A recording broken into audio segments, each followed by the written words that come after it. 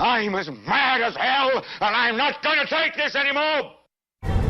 Alpha Team report. Both teams get a grip on this operation, Heather. That's bored. Green light the asset. Sir, I need more time. We have no time.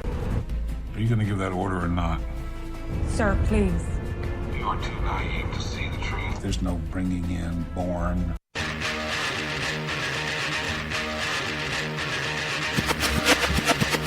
We will defend these police officers. Listen to police officers' commands, listen to what we tell you, and just stop. The nation needs to realize that when we tell you to do something, do it. And if you're wrong, you're wrong. If you're right, then the courts will figure it out. We don't get to take the law, we enforce it. But at the end of the day, each and every member should go home safe. Sometimes the use of force is necessary. You need to comply with the police officer the way the system was meant to be. Comply with the orders of police officers. Resisting arrest is a real and dangerous crime.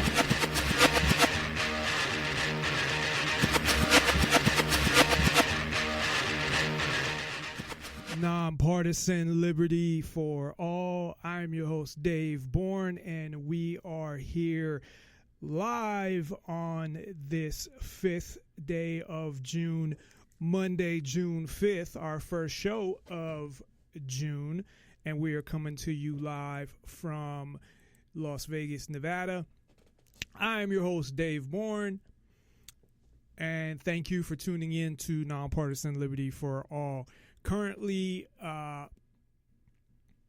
and we will be changing in the near future, but currently we are on weeknights, Monday through Thursday, although I'm going to miss this Thursday due to a appointment. But this week we'll be on Monday through Wednesday at 7 o'clock Pacific, 10 o'clock Eastern on the Nonpartisan Liberty for All Media and Radio Network, which now runs 24 hours a day, 7 days a week, and you can listen to the live stream on Spreaker.com and nonpartisanlibertyforall.com, which plays various old archives of the show when we are not on live. And you can listen to these on Spreaker, YouTube, Twitter, Tumblr, SoundCloud, Stitcher, and iTunes. On Nonpartisan Liberty for All, we promote self-ownership and the ideas of true freedom and liberty, meaning being able to do whatever you want as long as you respect the freedom of others and don't directly interfere with their freedom. Exposing government for what it is, a mafia based on extortion that rules without consent by threat of force and violence.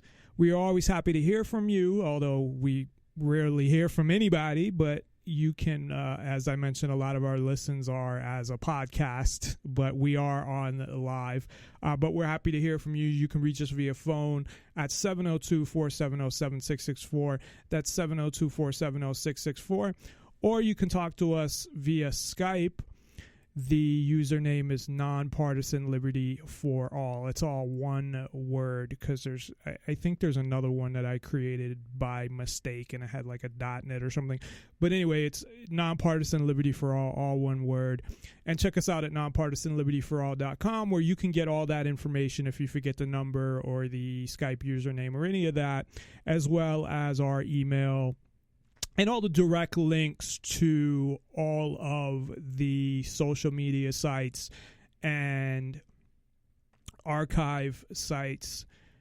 You can get those as well instead of having to go to the site and, type in Nonpartisan Liberty for All. It will bring you directly to our page.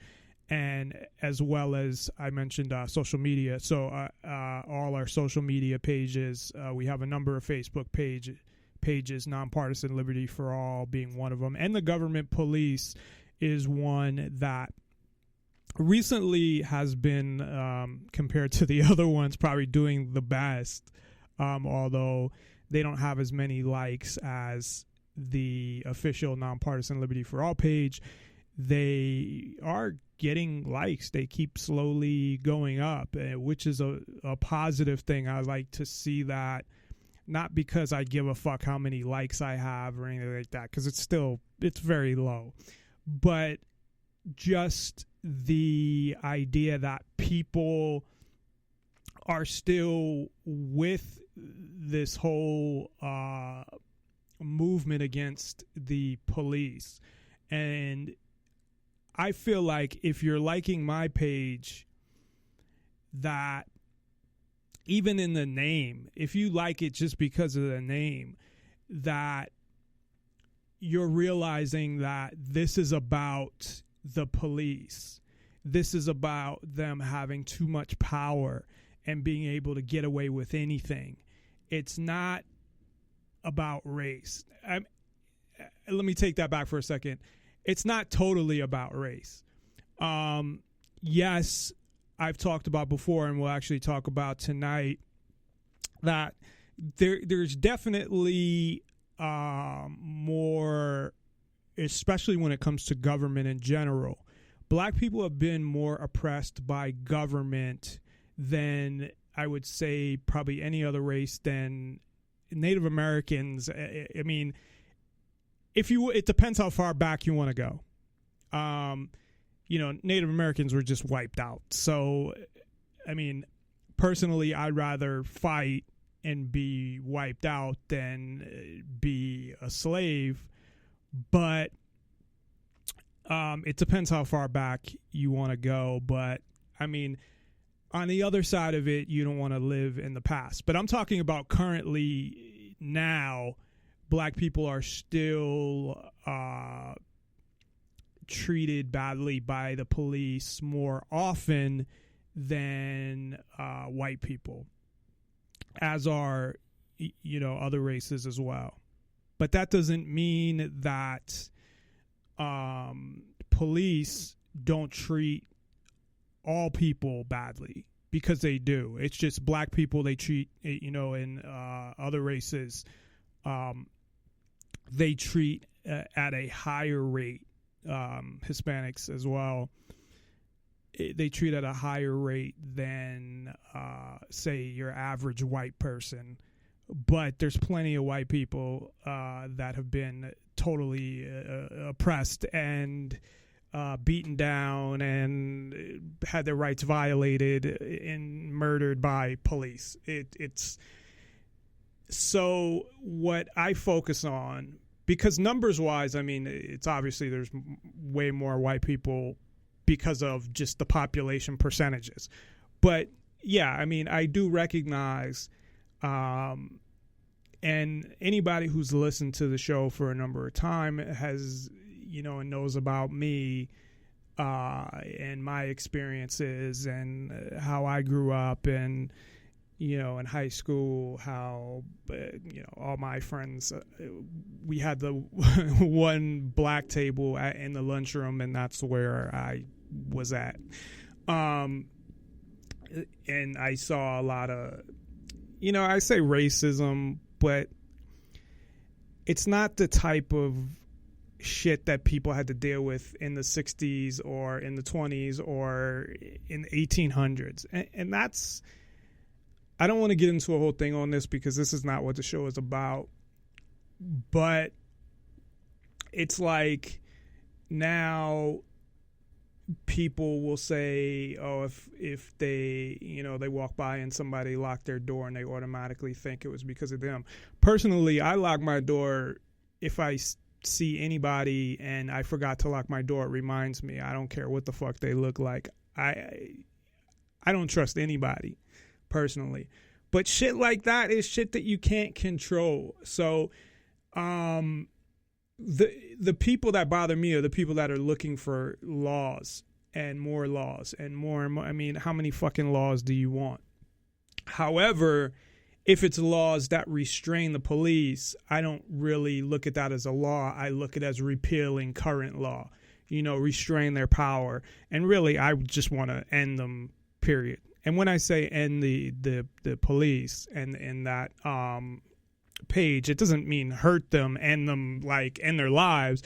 It means end the organization of policing, of the police. It doesn't mean that we forget about safety and protection, but police don't do any of that, so it doesn't make a fucking difference anyway. All police do 99% of the time is after the fact, they go and arrest somebody, they, fill jails and quotas and budgets and generate what they call revenue, which is really extortion. But anyway, my point was that I'm glad to see that more people are liking that page. And again, I view it as the people that like that page, which I think is a majority of the people. The media wants you to think that the majority of people, including black people, think that, oh, it's all about race and whatever. Because in the media, that's what you would think. But the reality of it is, and you can look on sites like killedbypolice.org. They also have a Facebook page. And who's getting killed? And everybody's getting killed. That's the whole thing. And everybody's rights are getting violated. Yes, it may be at a higher rate. I don't think there's a huge discrepancy anymore. I think there used to be a huge discrepancy, but you don't even know, because really, how many times does it go unreported that somebody's rights are violated? I had bruises all over me, and you can go to the website and look at pictures of them. And I suggest you do. When I say bruises, I'm not talking about like some little fucking bruise. I'm talking about, a half a foot bruise on my arm. And from the police. Now, they didn't beat me up, but they threw me around and just grabbed me and threw me on the ground and, knee in the back type thing. Like, they don't give a shit when I didn't even do anything. And I've talked about it, so I'm not going to go into the specifics. So they do this to tons of people, and I reported it to Internal Affairs. And then I got arrested again for nothing, twice. I got arrested for nothing, and it really was nothing. And people don't, what's funny is people don't believe that. They think, oh, if you got arrested, you must have done something. And that's the problem, is the people that have been arrested, even that have done something wrong and got arrested, like an actual crime. And what I would say is an actual crime is, you attack somebody for no reason, or you robbed somebody, or you broke into somebody's house, or something where there's a victim. They even understand a lot of that shit as well. And the whole thing is the majority of people are arrested for drugs anyway, so they didn't commit any crime against anybody. They didn't commit a crime, period. The government are the ones who've committed a crime, the crime of kidnapping and using force against somebody, assault, battery, really, and extortion. Because, well, not extortion, because you're not trying to get money. What would be the word for it? You're forcing somebody at gunpoint to do something. So it's not necessarily extortion, but it's, it's a threat. It's assault. So all of these things that happen, we don't know what the real statistics are. We don't. And even with police murdering people, they never tracked it because they didn't give a fuck. It's not even that they didn't give a fuck. It's that they didn't want people to know. And we have independent, finally, we have independent journalists like Killed by Police that are doing their best to keep track of it. But even with what they do, and I'm sure they do a great job researching to find, because what they do is they make it easy for you to see, to and when I say see, I mean they make it easy for you to validate. So they'll basically link you to an article from a local paper that says this person was shot by police. Now, of course, there's the propaganda side to it of what really happened and who controls it. Now, government, of course, controls media, but even if they didn't, I mean, how are you going to get the real story? Because the official story is going to come from the cop. The person's dead. You're not going to, unless you had a witness. And even if you had a witness, what if the police, scared them into going with their story? What if they threatened them, So you have that as well. And trust me, you might think, well, whatever, I don't give a fuck if the police, threaten me. And personally, that's what I would say. And I give the real story and I deal with, the consequences. But the consequences, police, you're a target, man. You'd be a target of the police. And they have a lot of power that they can fuck with you.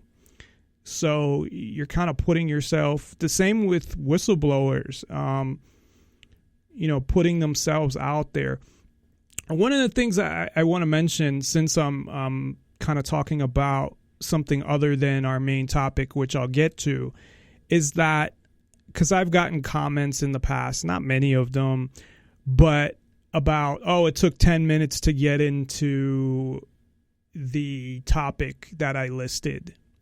The topic that I list for the show is the main topic of the show. It's what we're definitely going to talk about. And we're probably going to talk about it the majority of the show.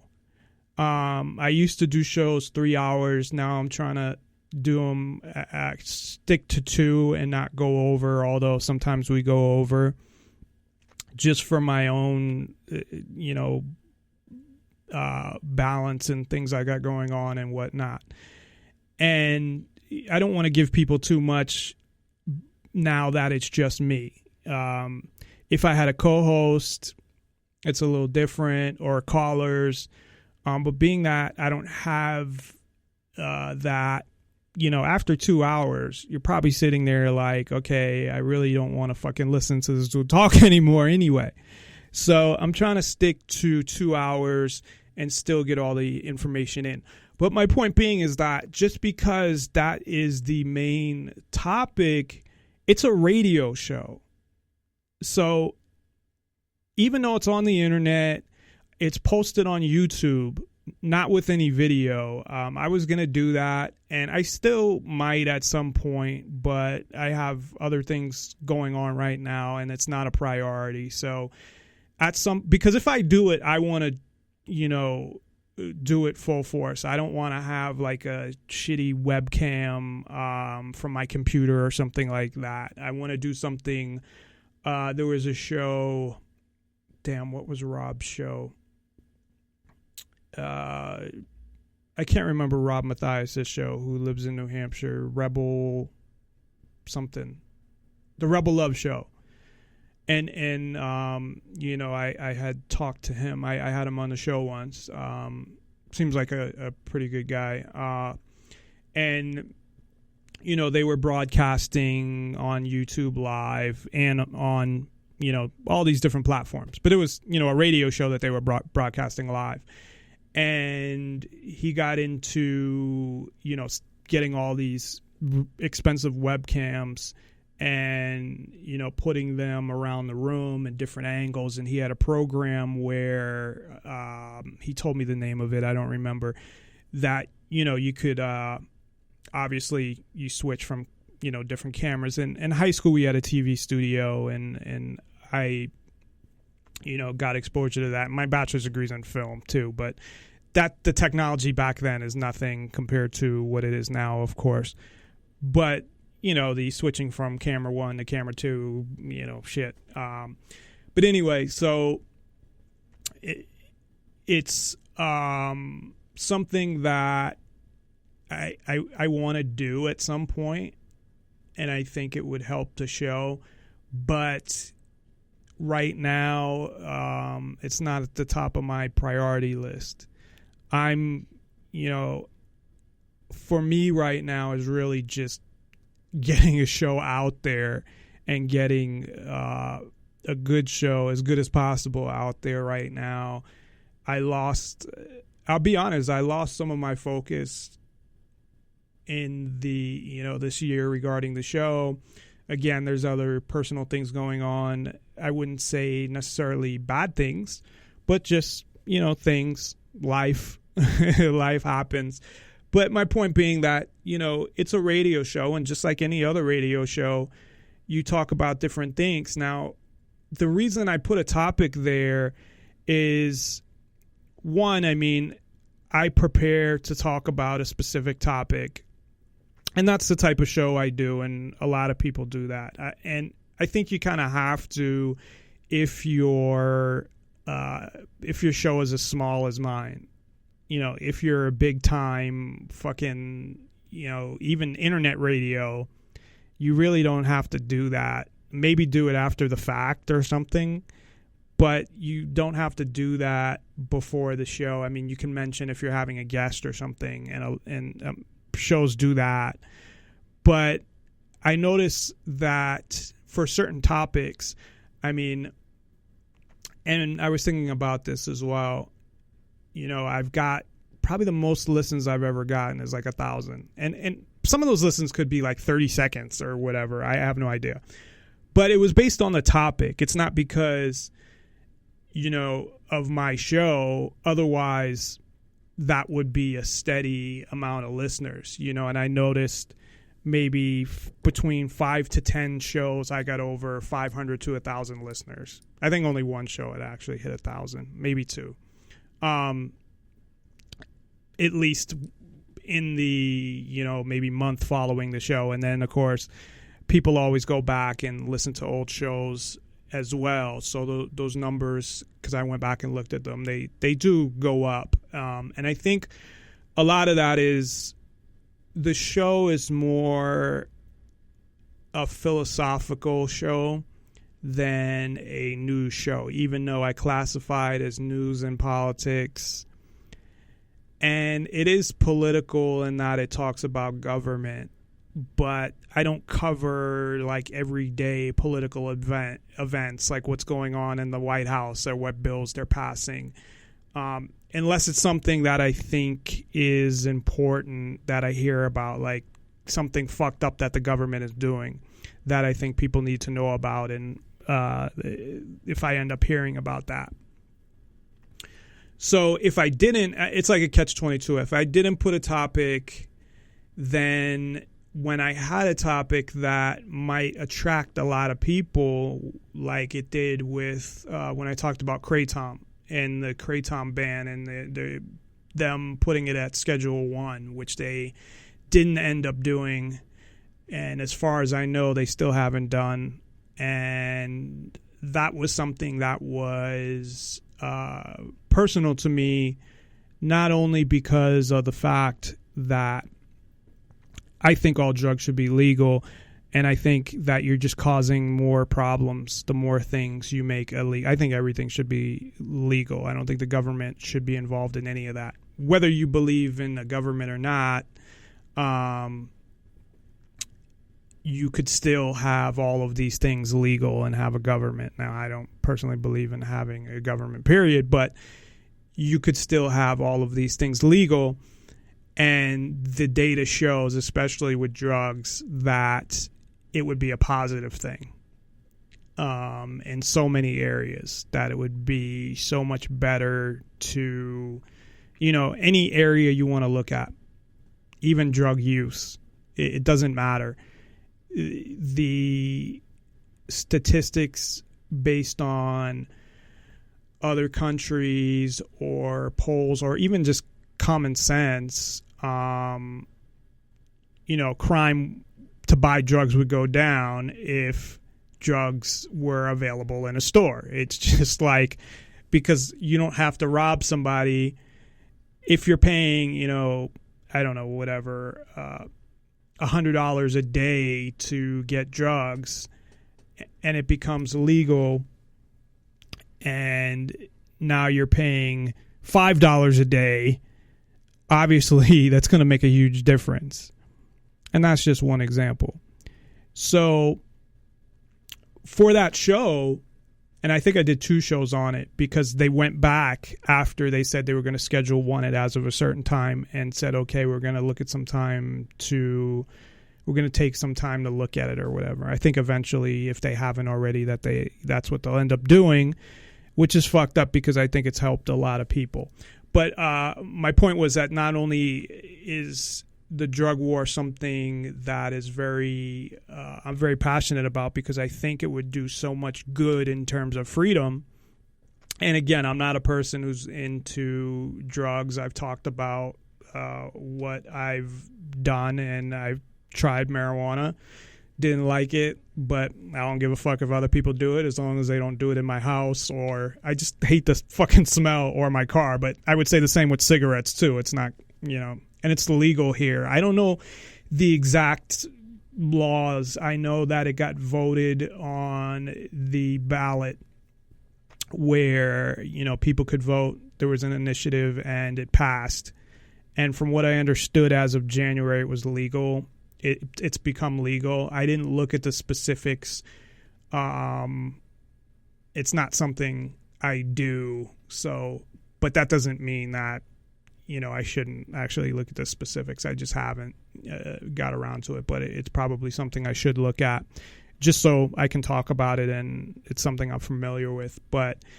And the other thing was by prescription, pain medication.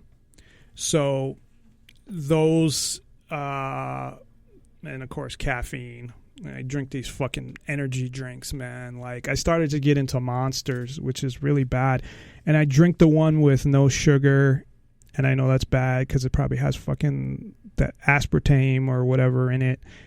And there's no calories. And the thing about it is that I like, and why I guess I got kind of addicted to them, is it fills me up and I don't eat as much. I mean, I still eat like normal meals, but like I eat less, and I want to maintain my weight. I actually got to like the most I've ever weighed in my life probably like 6 months ago. And now I'm not back to where I was at, but I weigh like, I'm 5'11", and I weigh, last week I weighed 202. But that was with clothes on. So I probably weigh like 198 or something. Which for my build for 5'11" is probably fine, but I want to tone my muscle, and I obviously don't want to gain any weight back. But I've always had jobs, and even in doing this where I'm sitting there, but even with that, even without exercising, just cutting out soda, I lost weight. So I do have a high metabolism. I still need to exercise though, and tone and whatever. And I'm sure you guys wanted to hear about that. So, my point though on that whole thing was that I thought about maybe not putting a topic so then I don't get the shit where, well, you said you were going to talk about this. But then on the other side of it, it's, people might tune in because they want to hear about that topic. And I will talk about that topic, and I will spend the majority of time on that topic. But it doesn't mean I'm going to get to it right when I get on the air, or that I won't talk about other things as well, because again, it's a radio show. And that's what it is. So, yeah, we're going to focus on a topic, but we're going to talk about other things and whatever's in my head as well, whatever's going on, things like that. So just wanted to mention that, since I kind of got into a conversation, into information that's not, it kind of relates to what we're talking about today, but it's a little off topic from that. So I just wanted to mention that because it kind of fit in with what I wanted to bring up about we're not going to be always talking about the topic for the whole show from beginning to end. Sometimes we do. I get right into it just because I have so much to cover, or, I just want to get right into it. And sometimes we're not, but, again, it's a radio show. So it is what it is. It's not a documentary about the topic. It's not a debate about the topic. It's a radio show, and we have a focus for each show, but it's just a focus of the topic. So anyway, now that I've said that, we will get to our topic at hand for today that I wanted to talk about, and I had mentioned this last week. There seems to be a lot of, I don't even know if I'd call them, I put quote unquote revolutions. I don't even know if I spelled it right. Spell check on my fucking Facebook, at least on, I gotta look at my settings, because I remember my work computer would spell check, but like my home computers do not in when I'm on the internet. So like, of course, in Word or Excel or any Microsoft Office, it will, but like in Facebook, it used to automatically spell check in that and in any application, and now it's not doing that. So maybe it's because of my internet settings. I don't know. I will look at that, and I have so many different fucking internet browsers, and I don't really have a favorite one, to be honest. I like Internet Explorer, but I don't know why. Everyone says it sucks, so I think that's the only reason why. I'm just used to it. It's always been that, they have Microsoft Edge now. I'm like, I don't like it. And I always remember, the nice little E with the light colored blue and the yellow thing. And it's been like that since, I got a computer, which I kind of got one later, I think, than most people. Well, maybe not. In 2002 was when I first got my own computer. But that was the main, you had AOL, which I don't know what the fuck happened to them. But Internet Explorer was, I don't think AOL, though, was its own internet browser that they had. They might have. America Online. That was like the first one, I think. They might have had, I don't know. Anyway, so I don't know that I call some of these, I think they believe that they're revolutions, and some of them are groups that are just trying to change certain things. I mean, I think that there are groups, and there are allegations, I guess, about some of these groups. Antifa, I was reading a little about them being one of them, and that, they want to take over the government and basically implement socialism. And we'll get to them. And this is fucked up. And I don't believe that they would call themselves this, but the media claims that they're calling themselves anarchists. And either they don't know what the word means, or, of course, the media likes to demonize the word anarchist. Anarchist, what it means, and I've said this a million times, and so have so many other people, it just means without rulers. And I don't want rulers. And anybody who wants to change the government and install another government wants rulers.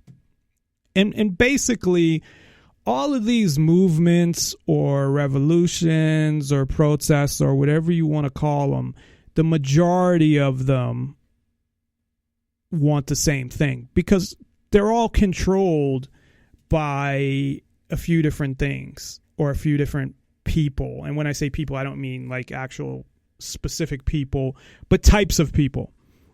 So, meaning that when you're talking about a lot of these protesters and protests and organizations and whatever else they call themselves, that the ones you hear about them because they are funded by either the government, the political elite, political operatives. And Black Lives Matter is one of those that it's a fact, and they, even admitted that they got in excess of $300 million. I mean, you could tell, and I'll get into this, from their platform that they released, and which was, at least what they said, the majority of Black Lives Matter groups got together and put together this platform. I mean, I read through it, and it's just like it's basically like a progressive politician that wrote a manifesto or something like that. The same people that write bills in Congress. I mean, even the way it's worded. And it really has nothing to do with police. And that's why when I was mentioning earlier, my social media, my Facebook page, one of them, I have 4 of them. One of them everybody stays away from. It's the non-compliance and self-defense page. I think people think it's like a list of, you'll go on a government list or something, which is all the more reason to fucking follow the page, make up some fucking name on Facebook, and follow the page. The only reason I'm on any of this social media, to be honest with you, initially, before I really got involved with things, I got on Facebook to keep in contact with my cousins that live pretty far. They're like, why don't you get on Facebook? Because I wasn't on any of this shit. And this was probably like 2010 or 2009.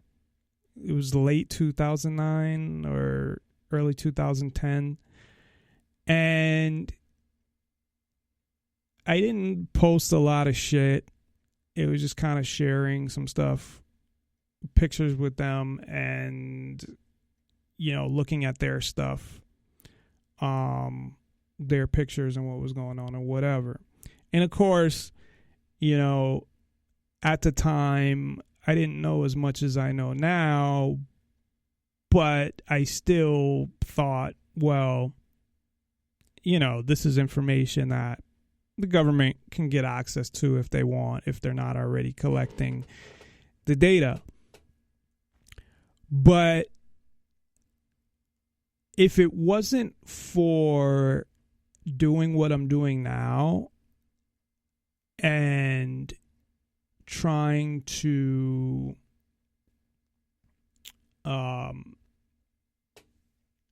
inform people what's going on or the realities of government or whatnot, and doing the show, and because doing the show, I can't really hide. I guess I could have tried to hide who I am, but I got to a point where it would just be pretty hard, where I could have made up a fake name, and I guess I could have done an effect on my voice or whatever. And it's like, I'm not going to do that shit. I'm going to let people know. And it could be a good thing, being known to an extent, because that's how you're able to I was able to network with so many other people. And there are a lot of good people I met and a lot of fucked up people I met, unfortunately.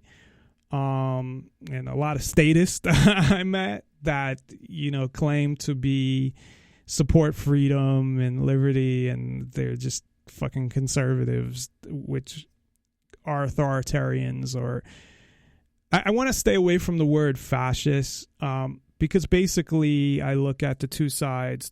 I used to call them the fascists and the socialists, and I'll call them the authoritarians and the socialists, just because if you look at the true meaning of fascism, it's really just the government control over corporations is what it is. So I think we interpret it differently. And that's what Antifa supposedly stands for. It's like anti-fascism, but that's a bunch of bullshit. Now, if you want to get technical, yeah, I'm sure they're against the merging. Actually, they're not, though, because they want government really to control everything. So in the pure definition of fascism, they fit that definition exactly, along with other things, because they're more socialists and communists. But instead of fascism, I call them authoritarians. But basically, what these two groups, supposedly on different sides, they're the same thing. What they really want, because I guess some people are not dragged in, but are under the idea that the socialism and communism is going to work, because they say this, oh, well, it's not going to be like it was in the Soviet Union or in any of these other places, China under Mao, or, it's not going to be like that, or Cuba under Castro. It's going to be totally different. And it's not. It can't possibly, because you still have rulers with power. And if you think that the people that are ruling are going to take the same fucking, have the same restrictions and the same, making everybody equal, whether it be economically, or that's one part of it, but that they're going to allow themselves, with the power that they have, to not live in abundance and all of these things. It's not going to happen. It's just, it can't. And as I mentioned before, the problem with government is the institution, not the type of government. There's no type of government that gives you true freedom and liberty, number one. I mean, government in itself is anti-freedom and liberty. Now, you could say that's my opinion.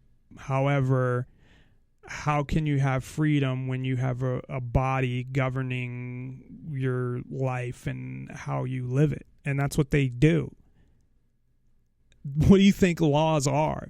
I mean, you can deny all this shit all you want,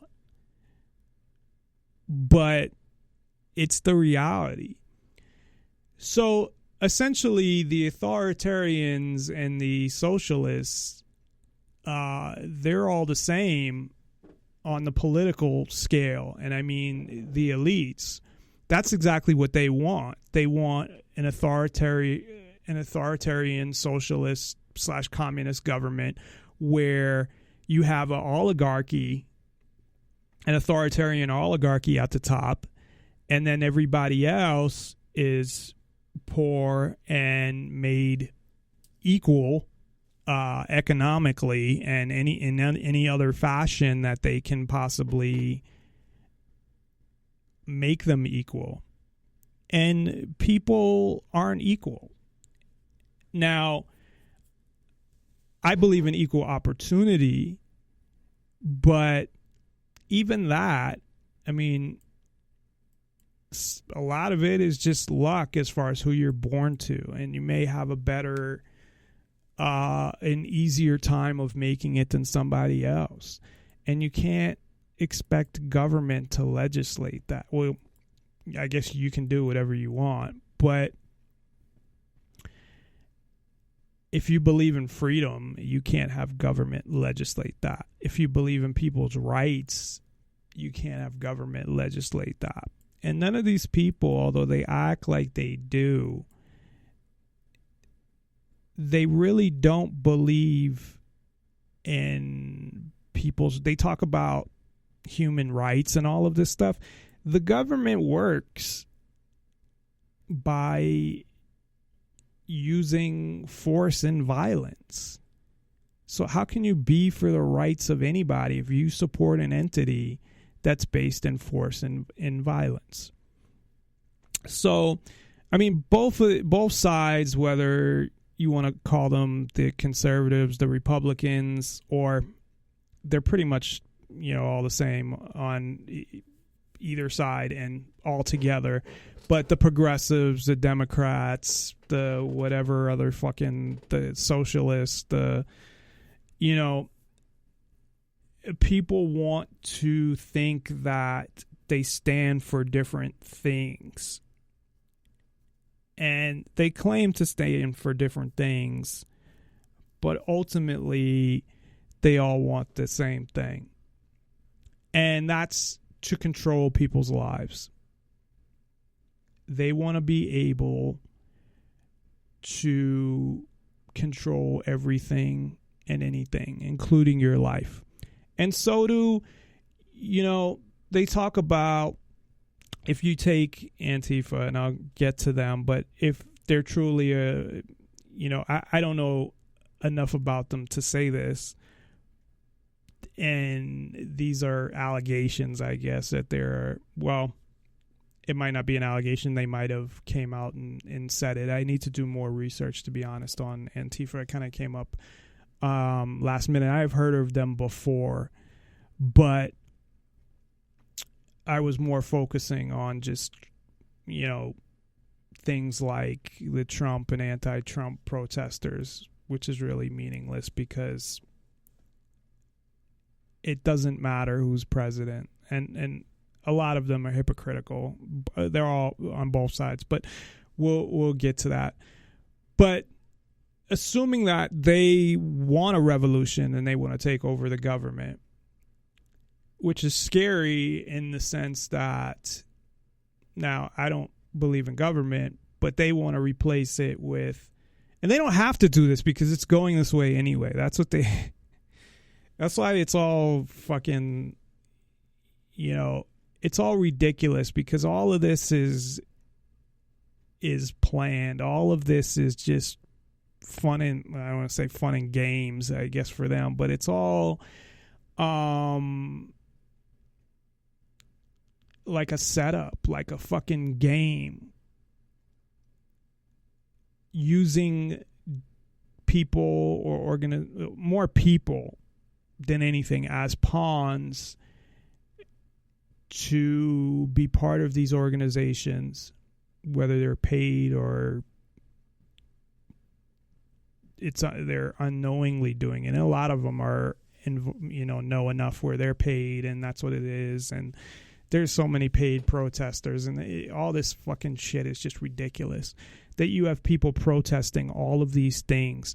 None of them have anything to do with freedom. And while these things are going on, the government's loving it. The elite are loving it. The people that want nothing more, the politicians, the elite, that want nothing more than to gain more control over the people that live in, I hate to call it, I guess we'll call it within the United States, but the world really, but we're kind of focusing on the U.S. So they love all this shit. That's why they organized it in the first place. Because, look, you got people talking about Trump and Russia and all this bullshit, and it's just, it's not based on facts. It's not, and I can't stand Trump, to be honest with you. I could never stand Trump. I couldn't stand Trump when he was just a fucking arrogant real estate developer. You know, my whole life, I guess, grew up with Trump as this celebrity. You know, when people would refer to millionaires, you know, Trump, the name would always come up. So, you know, and I used to be a big fan of Howard Stern, and he used to come on the show, and he was just the most arrogant fucking guy.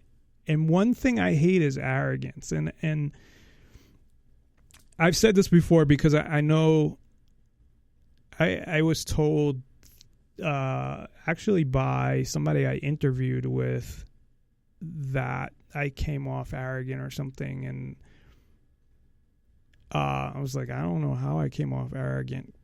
I don't know. And maybe it was just in trying to give them my skills. If anything, it's the opposite. I'm you know, insecure about certain things, or not in general, but I mean, I'm the least arrogant, the furthest thing from arrogant. You know, in some things, I'm confident if I know I can do something, but I don't know, maybe it was the fact that I thought that I could easily pick something up, or I could easily do this, and being confident about it, and it came off as arrogance. I don't know, or in my nervousness, I don't know, whatever. But I'm talking about and you could see it in every time he speaks, you know, about how popular he is and how much people like him, that he'll say shit like that. I'm talking about that kind of arrogance. And he was always like that. Like when he was doing his show, and my show is great, we're getting all these ratings, and all these people love it, and they love me, and he'd come on the show and talk about, you know, all this shit, and, you know, his wife. And you don't think that your fucking wife is with you because you have money. I mean, come on. And not only that, you had to, and I shouldn't say this because I don't know a lot about her. I was going to say he had to marry somebody from another country. I don't think he got her citizenship, but I don't know. But she's not with him for his looks. We'll just say that. And I don't know why she would be with him for his personality neither, because we're not talking about a person with a great personality. And he was a wannabe celebrity. This is how I saw him, and this is my opinion, and this is before he became president, that he would, you know, hang out with celebrities. He wanted to be liked by, that's why I was surprised about this whole thing when he kind of broke with the progressives in Hollywood, because before he either agreed with them, or I didn't hear him really say a lot, period, politically. Now that doesn't mean he didn't, because I know they bring out these tapes, but I didn't hear a lot of it. Maybe if they asked him or something. But I had even mentioned he was on a Method Man CD to Cal 2000, which I think came out. It didn't come out in 2000. It might have came out in 99 or 98. It was Method Man's second album.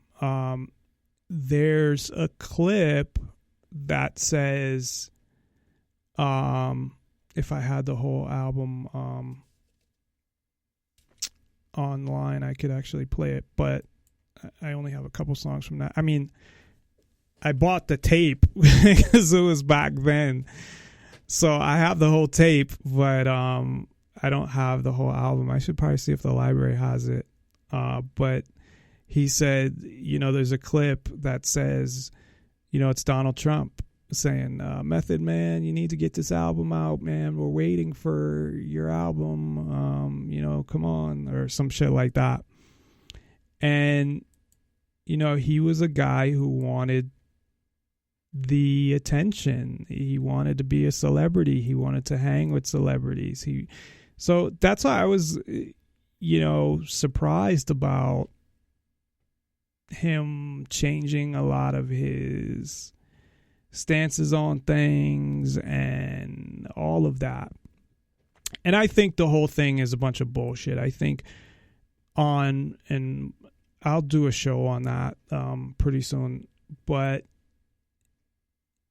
I've said this before. My basic thoughts on Trump are the same as, he wouldn't have got in there if they didn't want him to.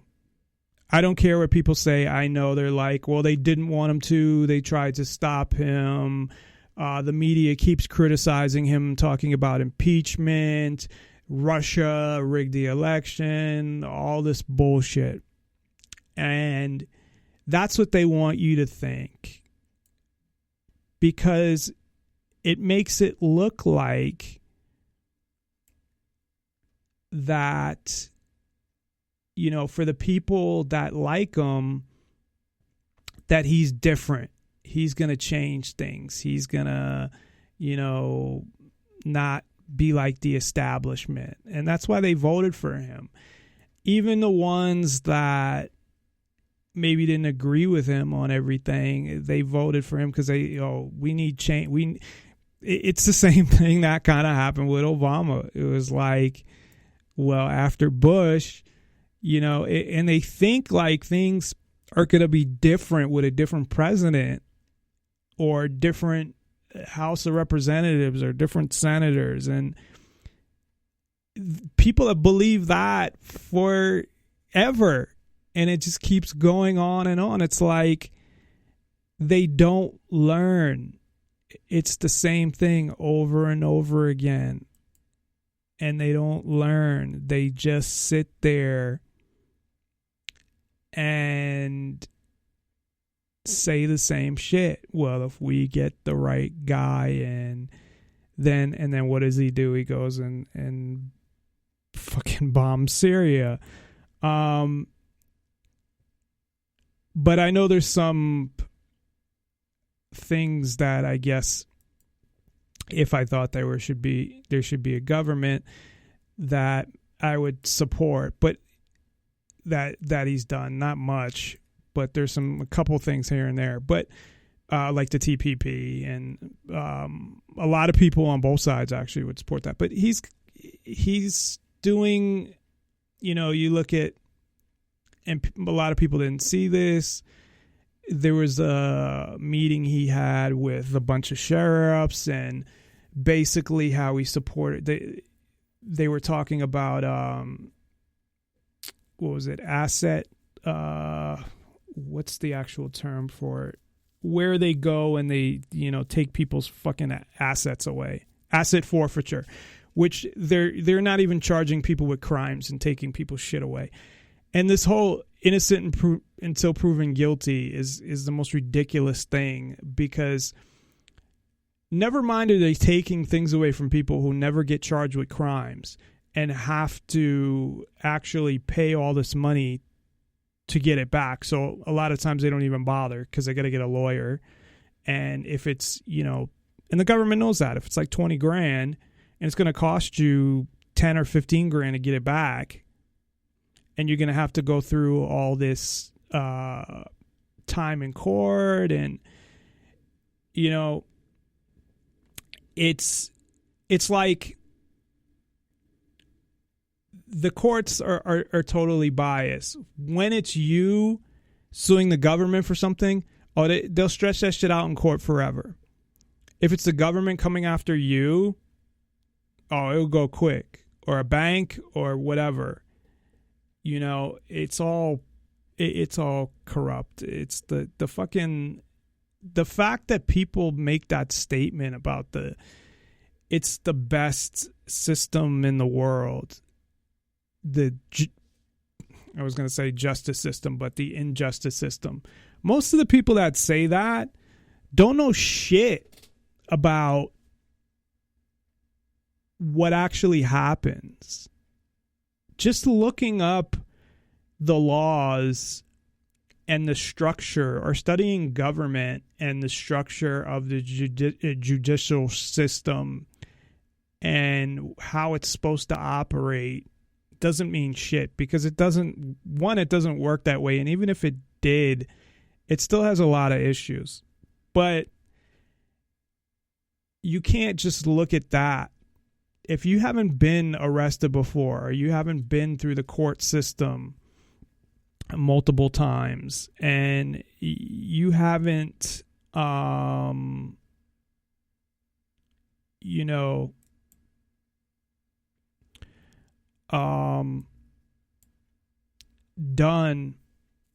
or not done, but gone through these things, you can't have really an educated opinion, or I wouldn't say educated opinion because it wouldn't be an educated opinion.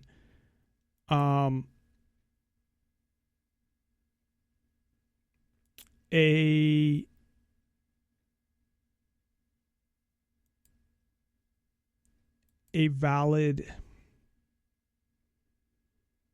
opinion. Well, I guess every opinion is valid, but I'm trying to think of the word I'm looking for, and while I'm doing that, something just popped up on my screen. So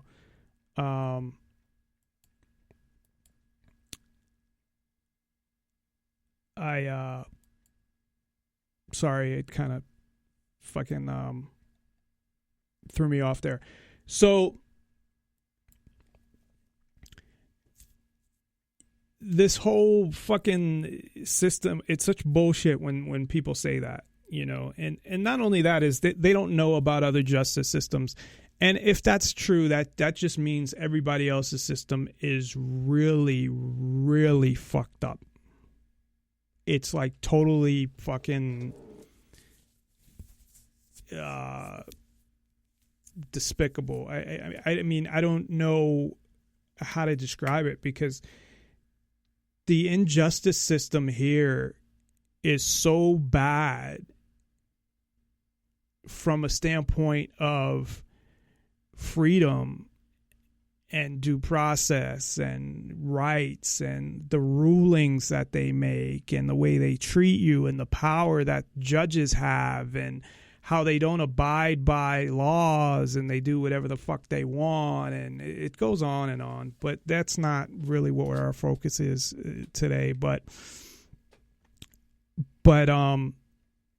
so all these groups really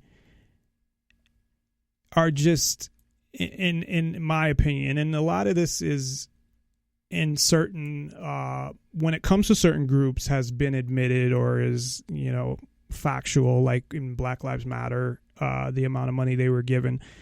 But they're all, to get to be that big, you have to have money. And who's going to fund that much money?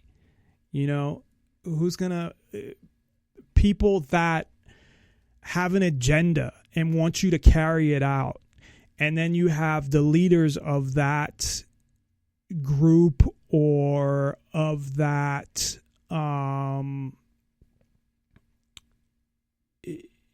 whatever it might be, political rally or political protest, or that they in a way, it's like they're staging them. I mean, they're real, but they're totally controlled, and they're used to push agendas. Now, I'm not saying you have some people that are part of them that don't realize this, but, all these, they call them, well, no, these are grassroots movements. No, they're not. They may have been at some point. In some cases, you have that, but then they get hijacked by political operatives. they get hijacked by, and it's impossible to stop it, because once it gets big enough, you can't stop it from being taken over by the government or really agents of the government, the political elites or political operatives or whoever. So what I want to do now is take a break and play some clips that I had come across regarding some of these movements and protests, and I don't know if I'm trying to look for where the fuck are they at. Oh, okay, they're up here. I was looking in Windows Media. I'm like, where did they go? So I'm gonna play a couple of these.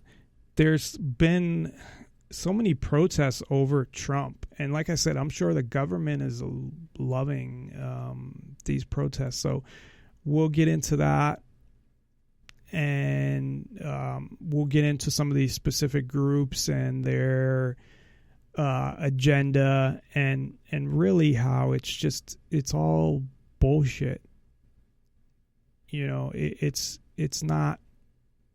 I guess if you support government control and want to be a bigger slave to the government than you already are, and you want to live like the people of Cuba or something, then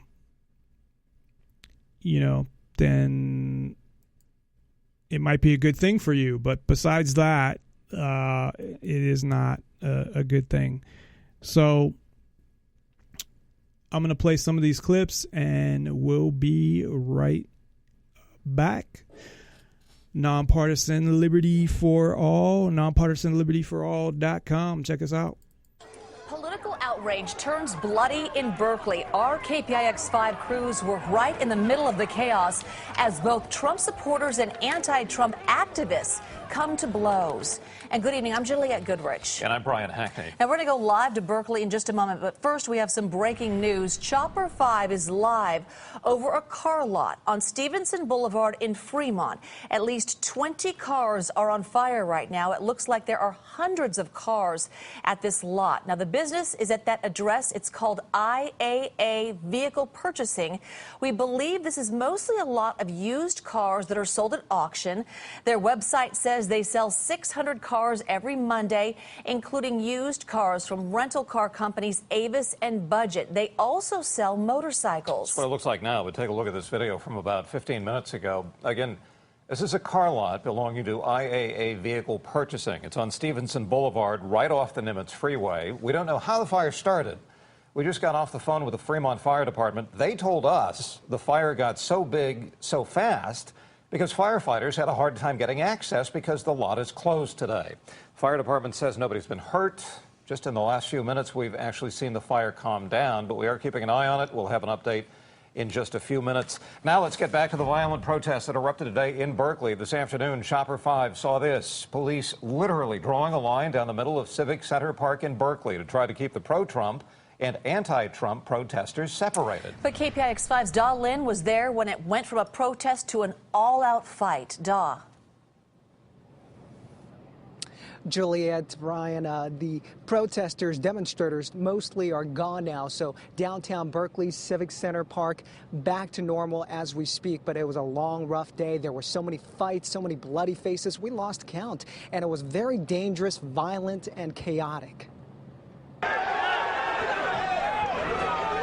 Before the M80s, the fistfights and the rocks, there was actually a bit of order. Berkeley police came in with a strategy. They confiscated weapons and formed a line between Trump supporters and anti-Trump protesters. That worked for the first hour. But shortly after, people jumped over the police line to fight each other.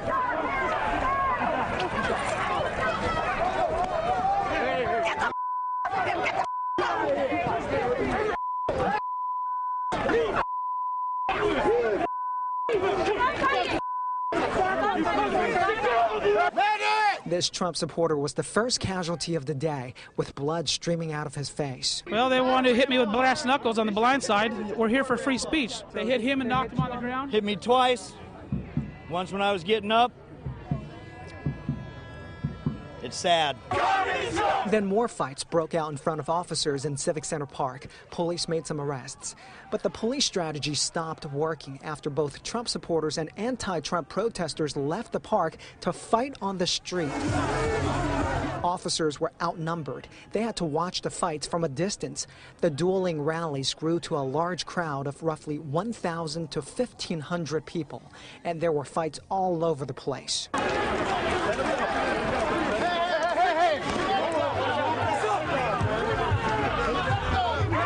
You okay? I'll be okay. Yeah. What happened? I got pepper sprayed and hit with a bunch of sticks. Aside from fighting, people threw M80s, rocks, and bottles at each other. Some of the peaceful demonstrators left, fearing for their own safety. There's a difference between free speech and free action. What's happening here is just like that. This is turning to action. From my observation, a lot of these folks came here to fight. They didn't come here for constructive conversations between the two groups. And, of course, that resulted in the many fights that we saw out here. Berkeley police say earlier this afternoon they arrested about 15 people. I'm sure the number has gone up by now. You know, Di, you say people came there to fight. Could you, and you said you based that on simple observation. Can you say who came to fight? Was it Trump supporters? Was it Trump protesters? Was it both? You know, both sides are pointing the finger at the other side, basically. But I can tell you just from observation, both sides had instigators. They're saying that, well, it was the other side starting to beat us up, and then we defended ourselves.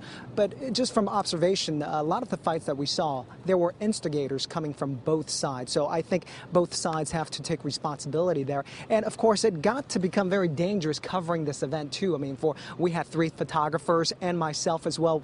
Some of us actually had to put on a helmet just to make sure that we didn't get hit by the rocks or the cans or bottles that were being thrown. And some of the folks, aside from weapons, they check out what they brought with them. Dozens of eggs. These eggs were actually confiscated, and they couldn't bring it in. So we actually got a hold of these eggs. So, like I said, a lot of these folks, they didn't come here for a constructive conversation learning process. They came here to put up a good fight. Well, ironic. From the home of the free speech movement, Lynn, thanks.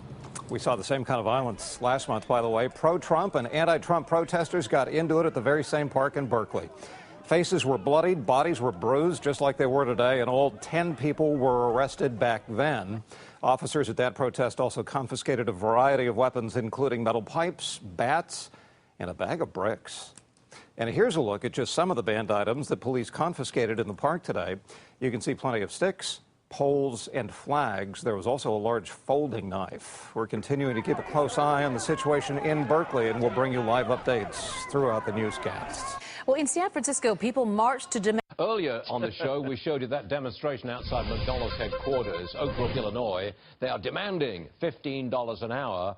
The protest actually fizzled out, basically.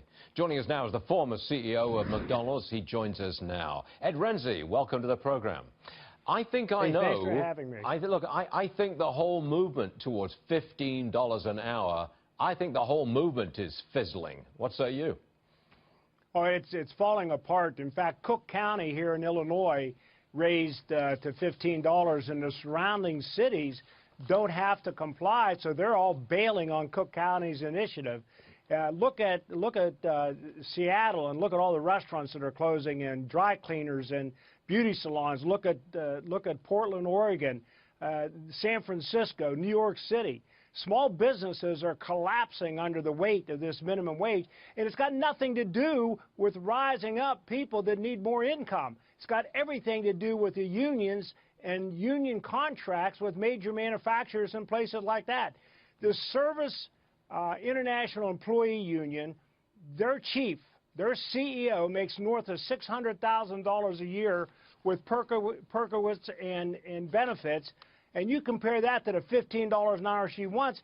And by the way, those protesters out there in Oak Brook are making sub-minimum wage.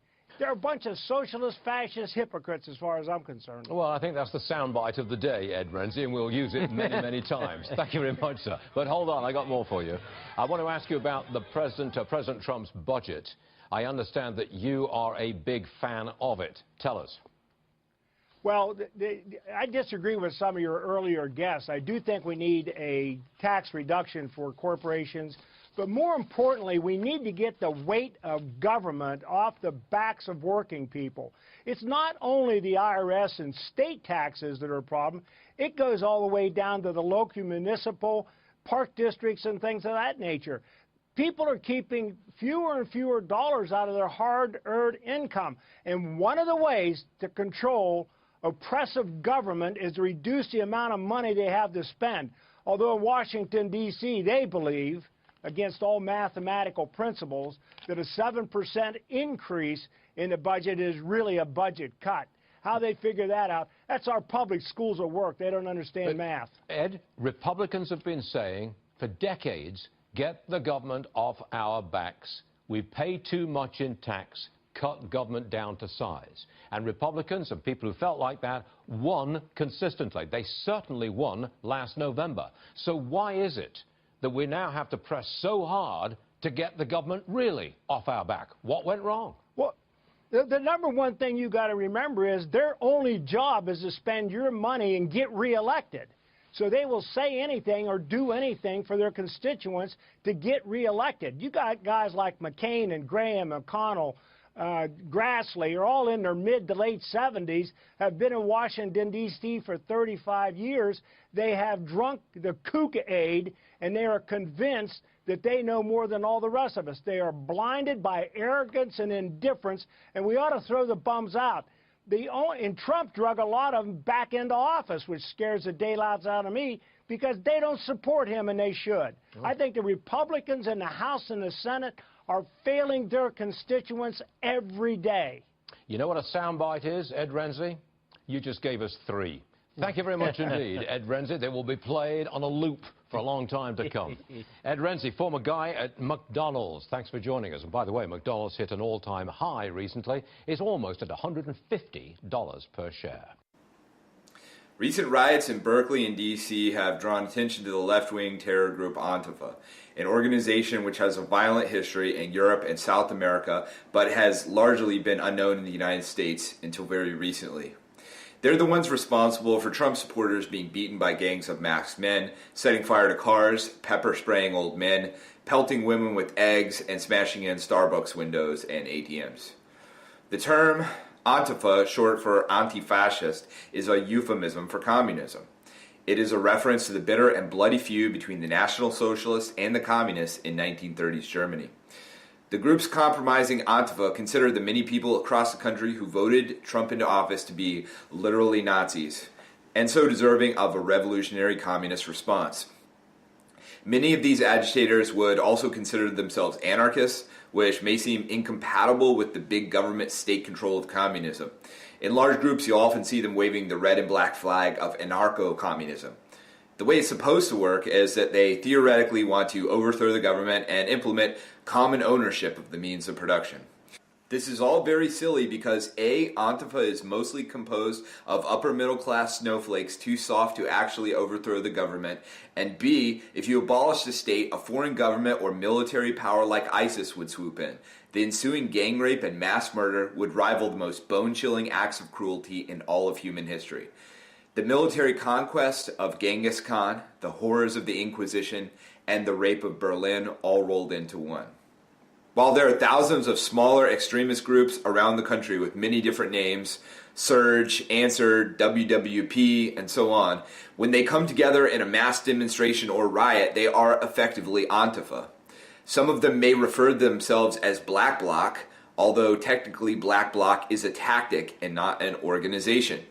It refers to agitators dressing all in black, wearing masks or scarves over their faces, and marching together in hordes. The reason that they do this is to make it hard to identify any particular member who has done some illegal activity like break a window, start a fire, steal a camera, or pepper spraying an innocent victim. The Antifa website, CrimeThink, explains that, quote, acting in a block is especially useful when some of the participants in the action expect they may break law, and that, quote, when everyone in the group looks the same, it is difficult for the police or others to tell who did what. Most criminal activities are better carried off in a less obvious manner, of course, but there are situations in which it is necessary to step outside the limits in public. Many of their tactics are passed on orally or through signs like, repress this, whatever you do, don't talk to the police. The invention of the white race, our enemies in blue, and gender fascists. Some of their methods include the stoplight method. Antifa or black bloc terrorists are given a color designation of red, yellow, or green. Reds are willing to do illegal shit. Yellows aren't, but they work to disguise the reds, blocking police or anyone else who would try to apprehend the criminal. Green. I just want to mention on this, as I had mentioned earlier, I haven't done a lot of research on Antifa. I have heard a lot of things about them and whatnot, but I don't really, as far as what this person's saying, I don't know that this is a true representation or not. This is one person's opinion, a video that I found that I wanted to play regarding what the group is. Now, again, I don't necessarily agree with everything that is being said regarding calling them a terrorist group and whatnot, but that will be something that, you know, I'll need to look more into. I do know enough to say that they are definitely a progressive group that is funded by political operatives and, you know, more in line with socialism and a socialist type group. So, but that doesn't mean I agree with everything that's being said in this person's video. This is just a YouTube video that talked about Antifa that I wanted to play, and it's up to you to make your own decision on what you think of the group. Now, again, all of these groups, I have pretty much the same opinion of all of these groups in general, that they're all negative as far as I'm concerned, and they're all supported by the government, political operatives, the elites, in what they're doing. So, and none of it is positive. None of it is positive, and none of it does anything but help the government accomplish their goals. So, other than that, again, you know, calling them a terrorist group, you know, that's like being like the Southern Poverty Law Center. You know, every group's a fucking terrorist group. So, except groups that are, you know, support their agenda, of course. But I just wanted to make that disclaimer. I didn't want to say that, yes, I support everything that this fucking guy's saying. So I will continue with the clip. Are basic, low information people who just show up and really don't know anything about the tactics. When a red commits an illegal act, he will run into a crowd of greens to disappear before the police can identify him. Swarming. After an act of violence, vandalism, or theft has been perpetrated on a victim by a red, the yellows will surround the victim, blocking view of their attacker. Then they will begin screaming and shoving signs in the victim's face until the attacker has made their getaway.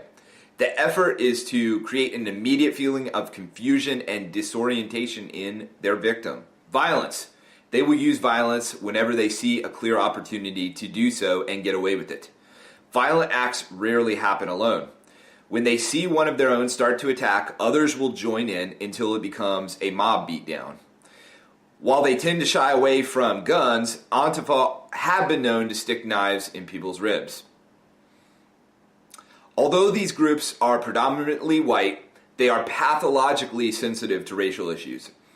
A March 2nd speaking engagement by author Charles Murray in Middlebury, Vermont, turned violent when Antifa attacked a professor in attendance. Professor Allison Stranger describes the experience. Quote, "One thug grabbed me by the hair and another shoved me in different directions. I noticed signs with expletives and my name on them. Her crime was inviting Murray to the school for a civic discussion of his research.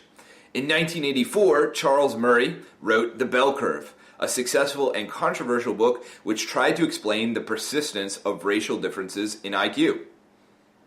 To Antifa, even acknowledging data which conflicts with their Marxist worldview is heresy. They've adopted a cult-like pseudo-religious view of race, gender, and religion, which requires a simplistic and dogmatic belief that all people are the same. There is no biological basis of race, of gender, and that every foreign culture is inherently nobler than the one they grew up in. This leads to another tactic which is adopted more and more by even mainstream leftists. Deplatforming. Denying the free speech rights of groups or individuals through use of bullhorns, air horns, screaming, putting up human walls to block people from attending lectures, pulling fire alarms, and all manner of underhanded tactics. The intention is to drown out a speaker that the Antifa consider white supremacist. Hey! All of you white supremacists got to go! White supremacists got to go! White supremacists got to go! According to Lee Stranahan of Breitbart, the rumors of Soros funding are largely overstated. Quote, "While it's been proven that funders like Soros and the Democratic Party have paid protest organizers and some protesters," he writes, "groups like the Violent Black Bloc typically aren't motivated by money, but instead come to protest because of their anti-American ideology, base criminal desires, and thrill-seeking. Nevertheless, when you see these groups carrying professionally made signs, it's likely that they are receiving outside funding from establishment types. It's instructive to show how much money from globalist billionaires like George Soros and Tom Steyer trickle down to the Antifa foot soldiers in many major demonstrations. Soros and Steyer donate to Media Matters, a left-wing group that operated Hillary Clinton's notorious online propaganda outlet, Correct the Record. Media Matters, in turn, funds groups like Answer, Act Now to Stop War and End Racism, which share top officials with the Antifa group WPP, Workers' World Party, including Brian Becker, Sarah Flounders, Teresa Gutierrez, Larry Holmes, and Sarah Sloan. This is typical of the way top-down billionaire funder to terrorist foot soldier hierarchy works, with several degrees of separation and plausible deniability. Call your elected representatives now and tell them to add Antifa to the terrorist watch list. Do you think it's fair that, you deny reality, and you hope people are more stupid than you are to believe your lies. But we're not that stupid. I'm not super offended by the fact that you're trying to define my identity or my values for me, because I understand that you're not really listening to me, and I don't know how far I can get in the conversation if you're not really letting me. I understand and comprehend your language. Oh, okay. Yes, you're the biggest racist out here. Oh, I'm over here having a conversation, and you're over here speaking. You know, because we're law-abiding, speaking over me and for me. That's why you're over here. So, get the heck out of America! And they're still here. How do you explain that? How do you explain that? If you don't love America, liars. Hypocrites, liars. Is that what you're saying? Native Americans. Because they said they'd get the heck out of America if Donald Trump was elected. Sure did. And he's elected. He's our president. Right. You support him, don't you? Yes, sir, I do. Well, why don't the rest of these just leave like they said they would? These emotional women, these women that are emotional. I think it's fair to say that they were both having a civil discussion. Oh, they were? I don't think that either side got Is it upset. not part of freedom of speech to disagree with one another? Pardon me? Is it not part of freedom of speech to disagree with one another? please break it up, guys. The cops are going to come in and break it up. We're cool. So. They're just having a okay. I know. Just they're watching. Yeah. Cool. Getting edgy. Yeah, a little. It's okay. Thanks for coming. No worries. Thanks, man. I actually appreciate the conversations and the civil discourse between both sides. You know, I mean, obviously, there's things that both sides are going to disagree on. You know, I heard your question to her about does she support Donald Trump as a president? You know, and then he had asked, did you support Barack Obama as a president? And you answered the question fairly. You know, and I think that's how we solve a lot of the problems that are going on in the country is when we can talk about it. You know. Yeah. Thank you very much. Thank you. I got way more involved. I just came down here just to kind of look around. I'm an old man nowadays, and I just came down to look around, and all these activists got me all stirred up. Yeah, I understand. Sometimes it gets people worked up. But it's contagious, I guess. I don't know. It's all good. Yeah. Thanks for your input. Oh, no worries. Thank you. Free hug. Yes, that's what I do. Okay, well, watch. Just kind of. I'm not going to get too close to you. All right. This is a hug-free zone right here. You do you. Right? You do you. Hug-free zone. Right. Okay. You do you. So what's the free hug zone? Free Hugs Project is all about just going out and spreading love and civility. People having civil discourse and good conversations that create solutions. You know, because I think that everyone here has a message, but if no one is listening to each other, then what's the point? I try not to attach myself to any specific group. So you're one of these guys that dares to love too much. Absolutely. That's I go into all the camps and let everyone know, hey, look, I'm all about love. Let me ask you a question. You think he's a white supremacist, this guy right here? I do not, but he hasn't shaken my hand today yet. Why not? I don't know. I've reached out to shake his hand. He is not shaking like him. But that's just the way it is. But I respect his assumption of the sort of person that I am. So whatever assumption that he has of me is obviously incorrect. You know, but I hope he's not too judgmental. I assume that he is. He wasn't willing to shake my hand, so that naturally makes me assume that he's a little judgmental. I'm a no-hug guy. Right, got it. All the time, 24/7. I'm an all-hug guy, all the time, 24/7. Do you have any kind of a projection on how this polarization could be solved? Conversations like this, you know, you and I talking. When he was having that discussion with her and you got into the conversation and you recognized that you were getting a little agitated. Yes. You know, and when I had spoke to you, you know, you were okay with bringing it down in that moment. That means you were really willing to have a discussion, and I could appreciate that. And if she had stuck around, I'm sure she would appreciate that too. For you guys to be able to have. Do you know her? I don't know her. No. Hey, real quick before you guys take off. How are you? Hey, hugs. Hopefully, you'll have a better experience throughout your day. And are you going to be able to bond that? I would see. I don't know about that, but you're a human. Like, we can totally come together and share. This is perfect. Thank you guys. Like, for our value. Like, what the hell? And he's a no-hug guy. He's a no-hug guy. This is a hug. And he gave you the hug. Yes. This is a hug-free zone. See, but I make an exception. Thank you. You know what I mean? Dialogue does that. Yeah. I love seeing things like that. Can I get a picture of you guys? How do I look? You look great. Thanks so much, guys. You're a good guy, man. Thank you. Thanks.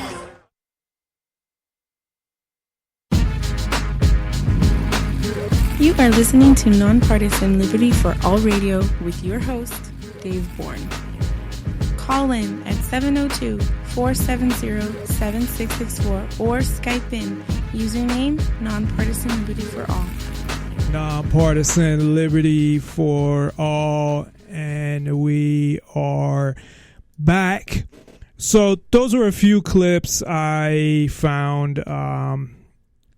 To be honest, I didn't have a lot of time to find clips, so I just looked for recent ones, and I know stuff has been going on in Portland, I guess, recently, or at least in the past month, in Berkeley, and it's ridiculous no matter how you look at it, because I don't look at Trump as my president or anybody as my president for that matter. This is not my government, and this is not my president or my senators or my whatever. Because how is it? Because I was born in a certain area, you're going to tell me this is my ruler, this person is the my president, my whatever.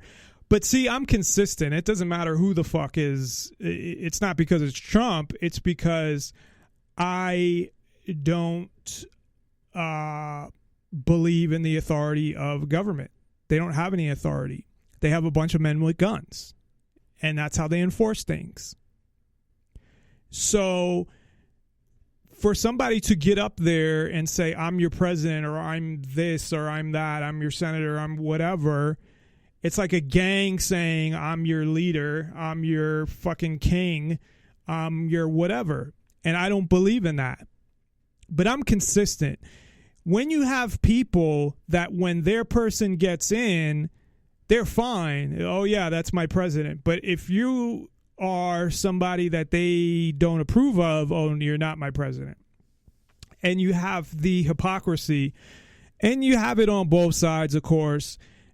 It's like when Obama was in there, you know, they're doing the same things that they did. See, this is what they do. And this is just for distraction. And so they have something to talk about to distract and divide people. When one side's person is in there, they're going to do the same things that when the other side's person is in there, so they can fight, they can divide people, they can distract people from what's really going on that's affecting their lives directly and their freedom. What does protesting Donald Trump do, first of all? Or what is protesting the protesters or having a Trump rally do? I understand when he was running for president, if you're having a rally like to get the word out or people to vote for him or whatever. What does any of these things do? It doesn't do anything positive. It doesn't do anything to change things or get people to have more freedoms or rights or any of that. And some people don't care about that. That's the harsh reality, is that some people believe or don't believe that you have all these rights that you're born with, that I call natural rights, or, you know, whatever. People that are religious can call them God-given rights. They don't believe in them. They believe that government is not a gang, not a mafia. It's legitimate somehow because the people installed it over 200 and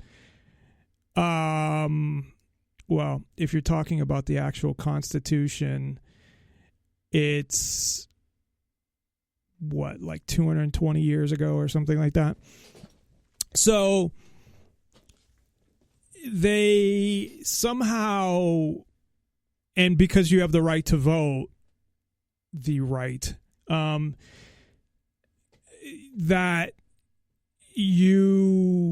your say. That one vote is your say, and the majority has the right to rule over you. Now, that's not even who really is ruling over you, but that's based on some people's interpretation of government and what it is. That would be their interpretation of the say of the people, that, well, you have the right to vote, so that's your say, which is pointless if you really break it down. And I'm not going to do that now because we've done it before, you know, the amount of people. And And it still means majority rules. And the majority does not have the right to vote on your life and your rights and what you can do and what you can't do. They don't. They believe they do. Government tells them they do. Government also tells you that they have authority, that they have the right to basically do whatever they want. They don't really tell you that they feel that they have the right to do whatever they want, but they pretty much tell you that in a different way. But it's all bullshit. And it's exactly what the government wants. They want people fighting. They want this distraction. It's great because nobody's fucking paying attention, again, to who's talking about the police now. And not about, just it's all about race, but talking about taking rights away. I mean, that was all rights of the police, power of the power that the police have. No, they're talking about giving police more power, supporting the police more from the federal government, giving them more weapons. They're talking about building bigger military and more border patrol and more violation of rights, more authority or authorities. And people aren't protesting that. People aren't protesting government spying. People aren't protesting almost every aspect of their life being violated in some way. They're not even fucking conscious of it, first of all. But they're sitting there protesting the election of somebody who it doesn't matter. It doesn't make a difference who the fuck was in there. It's ridiculous. And pretty much those people that are protesting that want more socialism and things like that, they're gonna get that anyway. Because that's what the powers that be want. So people can sit there and waste their time, and it's really, again, it benefits the government. So, and that's why it's something that gets that big, it gets all the media attention, so it distracts people. That way, that's where you have the political operatives and the elite funding it or government funding it and all of that shit. Just like the CIA does in other countries. And maybe even the CIA is getting involved in shit like this. I have no idea. But it's a fact that they get involved in stuff like this in other countries and have. And there's declassified documents that show that. So mainly as far as protesting Trump, or really fucking protesting anything at this point, unless you're getting media attention. Now, they are getting media attention, but they're getting media attention that isn't doing anything. They don't have a goal. There's impeach Trump, really is just, and then there's the other people on the side, don't impeach Trump. I mean, there's not a clear goal, or it's ignorance and pointlessness as far as I see it. It really is. And the problem is the institution of government. So it doesn't matter. Just as many, each president you have, they take the baton from the prior president and they continue on their mission to get more power and more control for the government so they can get more involved in your lives. And they have. And that's a fact. So, again, the only solution I see is non-compliance and self-defense. I'm sorry. I'm not sorry, but I'm sorry that it's come to that. However, it was inevitable from the very beginning of the start of the United States. One holiday I was thinking about that actually, in a way, I support is Independence Day, because it was a fight against government. It was declaring independence against government. And within that, it didn't set up a government. It just declared independence against the government. So in a way, I can respect that, and I don't particularly, celebrate it because of I don't know how you celebrate it, but I would go to a barbecue or something if somebody had one. But I would do that on any holiday. But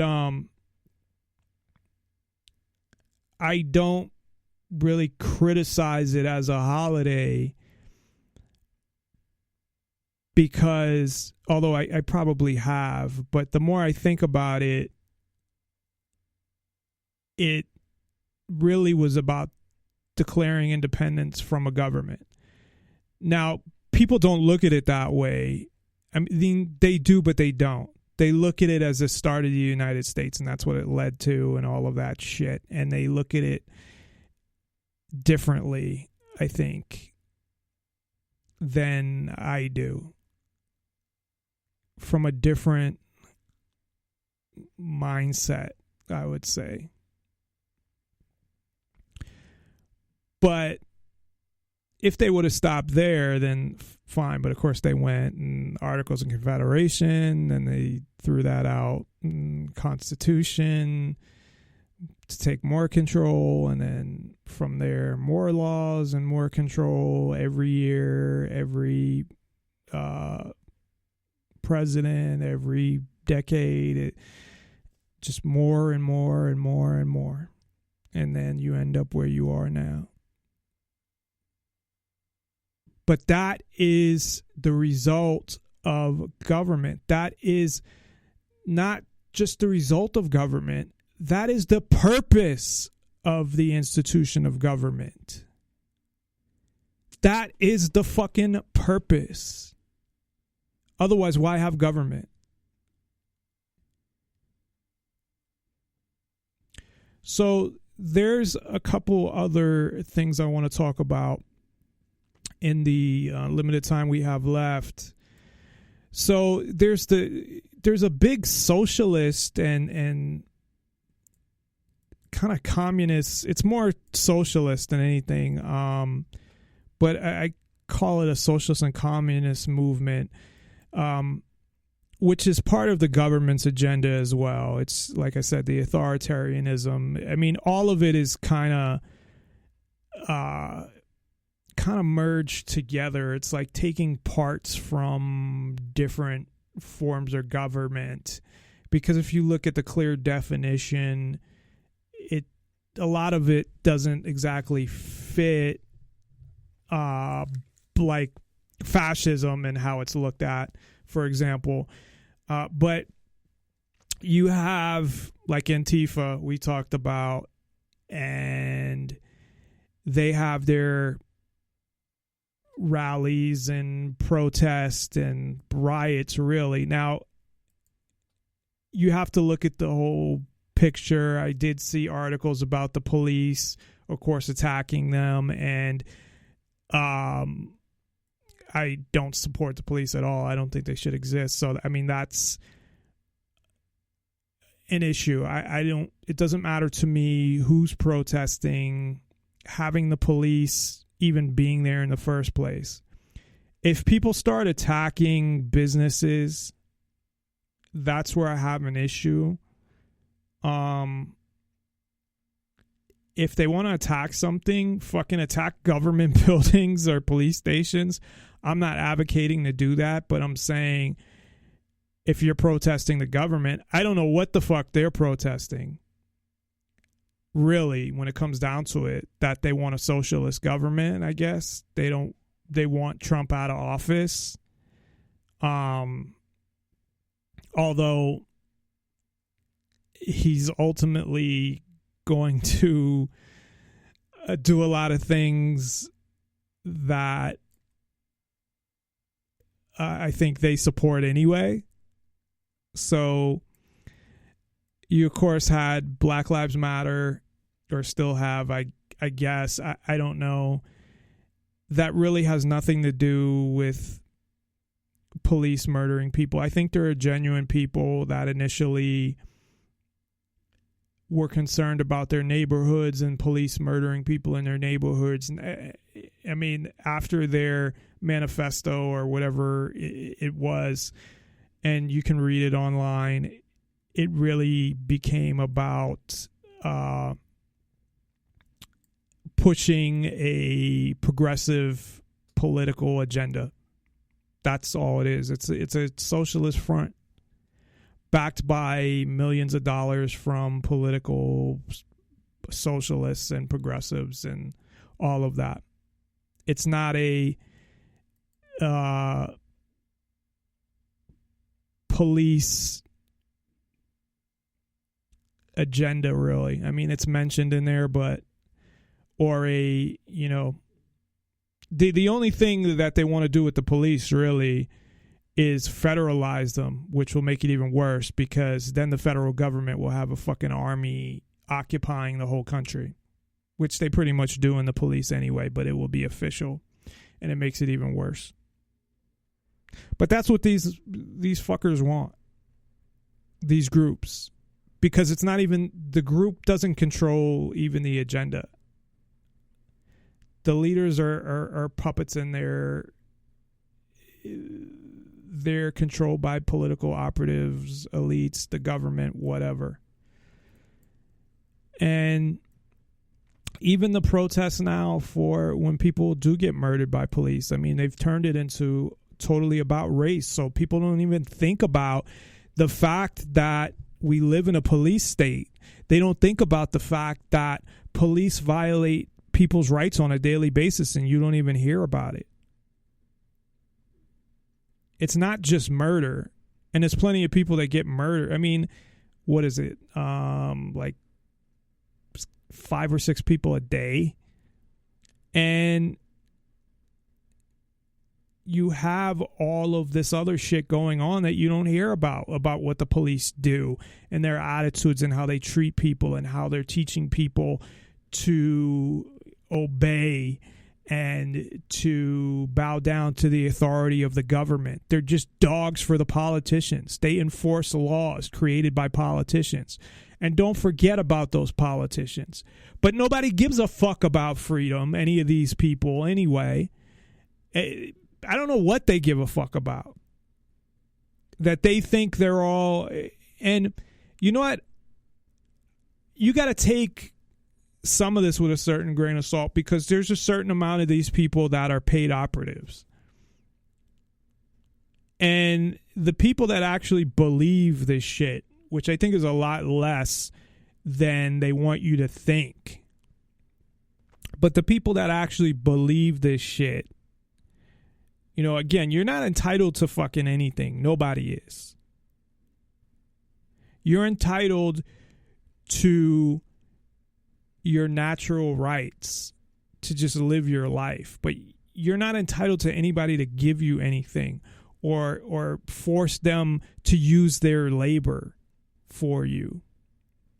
Then you have the Women's March and third wave feminism and all these bullshit statistics that they call facts that are totally skewed.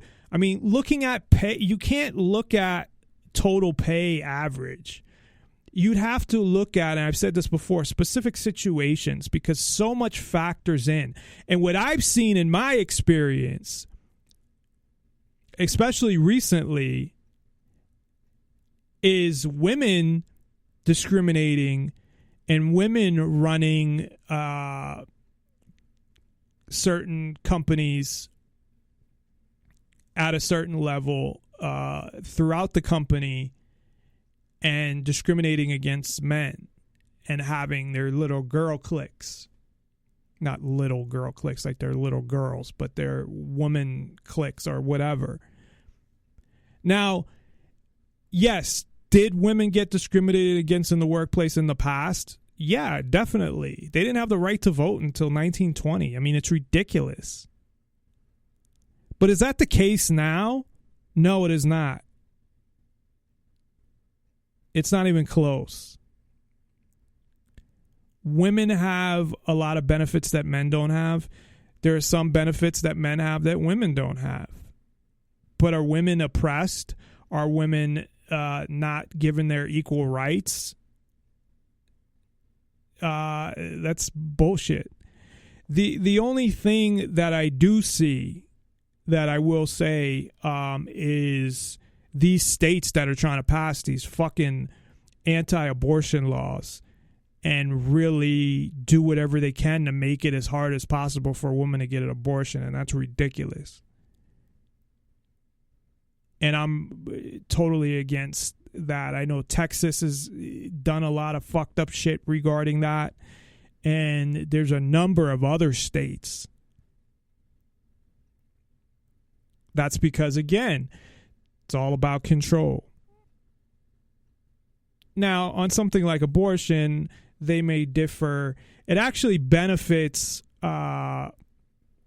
You can argue either way. You could say it benefits the government that people don't have abortions, because then you have more kids that are unwanted that grow up without a father, that grow up born to teenage mothers, that it's a lot harder for them to be successful, and they end up going to public school, brainwashed by the system, all of that shit.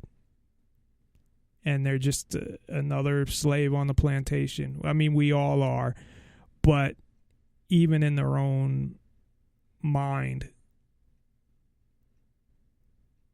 And they believe all the government bullshit. And so this whole fucking, and this really pisses me off with Alex Jones, how, because he was a abortion protester when he was like 17. So he has an agenda when it comes to abortion. But yes, I understand that Planned Parenthood was founded on eugenics, and, abortion was a form of it and all of those things. But nobody's forcing anybody to get an abortion, okay? If anything, it's harder to get an abortion. So that theory, when it comes to that, is bullshit. As far as, not the theory, it's a fact with Margaret Sanger and all of that, people that are familiar with that. But that there's some conspiracy to push abortions. Now, there has been women in prison sterilized and stuff like that, and that is fucked up, and I'm not denying that. But in some ways, it benefits the government in helping to dumb people down and to have control of kids, because that's what they want. It's easier for them to take control of a kid born to a 16-year-old mother who doesn't have a father around and who doesn't have a lot of money. And no 16-year-old would. I'm not, trying to even say certain communities or whatever. Just in general. The other thing, just real quick in the couple minutes that we have left, is, of course, this motherfucker Bloomberg and his Every Town for Gun Safety that is going around putting money into all these states. In Nevada, they put in $14 million to try to influence the vote to have background checks at gun shows. 14 million, and it ended up being 18 million that got in there. So you have people that are part of the elite that are, he's a former mayor, government operatives, whatever you want to call them, that are helping with this agenda to totally take over. And they realize, okay, it's not going to work on a federal level right now. Let's find a different way. Let's attack it at a state level, and let's throw all the money we can at it. And that's what they're doing there. And that is fucking scary, because once people lose, guns, it's over, because then the government will know, hey, no one has any guns. We can go in and do whatever the fuck we want, and nobody can stop us. I mean, now it's almost at that point anyway, but don't underestimate the fact that not that people are going to use them, but that people have them. But just because they pass a law doesn't mean that the people that already have them, if they get to that point, well, you have to turn in your guns, that people are going to do it. So that's where the, non-compliance and self-defense comes in. But that's all the time we have for tonight.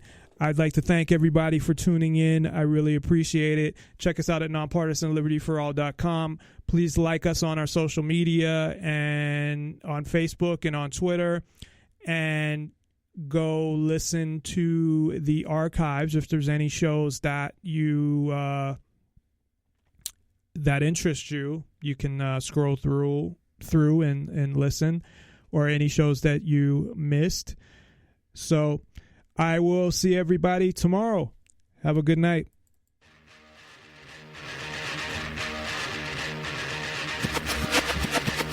We will defend these police officers. Listen to police officers' commands, listen to what we tell you, and just stop. The nation needs to realize that when we tell you to do something, do it. And if you're wrong, you're wrong. If you're right, then the courts will figure it out. We don't get to take the law, we enforce it. But at the end of the day, each and every member should go home safe. Sometimes the use of force is necessary. You need to comply with the police officer the way the system was meant to be. Comply with the orders of police officers. Resisting arrest